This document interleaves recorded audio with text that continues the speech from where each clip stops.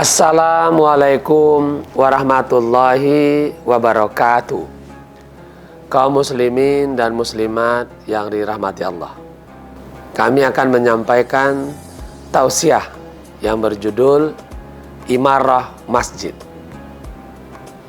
Kata imarah berasal dari sebuah kata dalam bahasa Arab, yaitu amarah, ya'muru, imarah, yang juga memiliki banyak arti, diantaranya menghuni, menetapi, menyembah, mengabdi, berbakti, membangun, mengisi, mencukupi, menghormati, memelihara, dan lain sebagainya.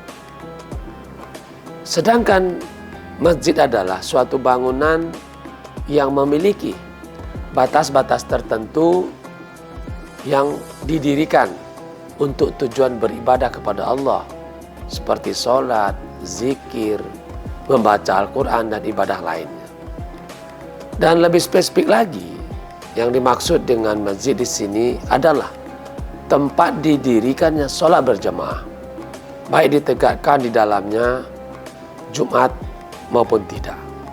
Allah berfirman, "Tetapi janganlah kamu campuri mereka itu sedang kamu beriktikaf di dalam masjid." Quran Al-Baqarah 187. Dan sesungguhnya masjid-masjid itu adalah kepunyaan Allah. Maka janganlah kamu menyembah seseorang pun di dalamnya di samping menyembah Allah. Quran Al-Jin 18. Dan siapakah yang lebih aniaya daripada yang menghalang-halangi menyebut nama Allah di dalam masjid-masjidnya dan berusaha untuk merobohkannya? Mereka itu tidak sepatutnya masuk ke dalamnya kecuali dengan rasa takut kepada Allah. Mereka di dunia mendapat kehinaan dan di akhirat mendapatkan siksaan yang berat. Al-Quran Al-Baqarah 114. Kaum muslimin muslimat yang berbahagia, setiap muslim wajib memakmurkan masjid-masjid Allah dengan sholat dan ibadah-ibadah lainnya, karena padanya lah ada keutamaan. Dan Allah menyifati orang-orang yang memakmurkan masjid-masjidnya sebagai orang-orang mukmin. Allah Subhanahu wa Ta'ala berfirman, yang artinya, hanyalah yang memakmurkan masjid-masjid Allah ialah orang-orang yang beriman kepada Allah dan hari kemudian, serta tetap mendirikan sholat, menunaikan zakat, dan tidak takut kepada siapapun selain kepada Allah. Maka merekalah orang-orang yang diharapkan termasuk golongan orang-orang yang mendapat petunjuk. Quran Surat At-Taubah 18.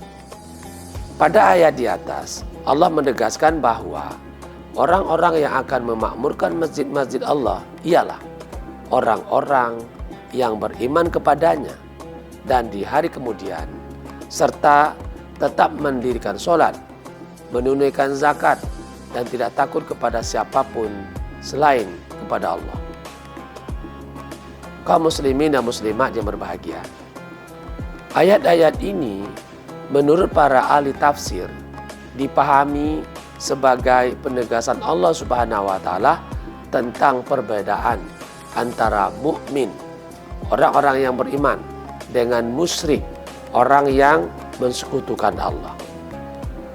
Sebab pada ayat sebelumnya Allah Subhanahu wa Ta'ala menegaskan, tidaklah pantas orang-orang musyrik itu memakmurkan masjid-masjid Allah, sedangkan mereka mengakui bahwa mereka sendiri kafir. Itulah orang-orang yang sia-sia pekerjaannya dan mereka kekal di dalam neraka. Quran Surah At-Taubah 17. Orang-orang yang beriman akan senantiasa memenuhi masjid dalam rangka beribadah kepada Allah Subhanahu wa Ta'ala. Mereka akan mendatangi masjid setiap kali muazzin mengumandangkan panggilan untuk menunaikan sholat berjamaah. Berbeda halnya dengan orang musyrik. Mereka tidak akan menghiraukan panggilan azan tersebut. Dalam sebuah hadis ditegaskan oleh Nabi SAW, siapa yang mendengar panggilan azan untuk menunaikan sholat, lalu dia tidak memenuhi panggilan tersebut, dan dia baru datang ke masjid setelah usai sholat berjamaah untuk menunaikan sholat, maka sholatnya tidaklah sempurna. Sesungguhnya dia telah durhaka kepada Allah dan Rasul-Nya lantaran ia tidak memenuhi panggilan azan tersebut. Hadis riwayat Mardawi. Kaum muslimin, kaum muslimat yang berbahagia, dalam rangka memakmurkan masjid, salah satu indikasinya adalah dengan memperbanyak langkah, dalam artian membangun semangat untuk selalu ingin mendatangi rumah Allah Subhanahu wa taala. Dari Abu Hurairah radhiyallahu anhu, Rasulullah SAW bersabda, maukah kalian aku tunjukkan kepada suatu amal yang dapat menghapus kesalahan dan meninggikan derajat? Para sahabat menjawab, ya, wahai Rasulullah.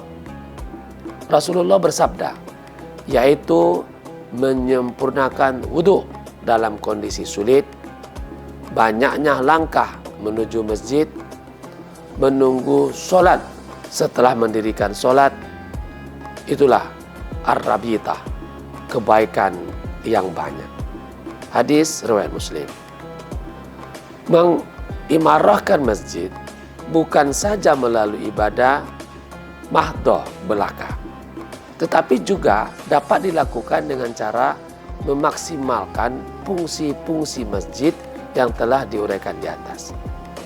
Umat Islam mengimarahkan masjid, inilah orang-orang yang mendapat petunjuk. Semoga di bulan yang mulia ini kita semua dapat lebih mengimarahkan masjid di lingkungan sekitar kita, sehingga kita dimasukkan ke dalam golongan orang-orang mukmin oleh Allah Subhanahu wa taala. Terima kasih. Billahi taufik wal hidayah. Wassalamualaikum warahmatullahi wabarakatuh.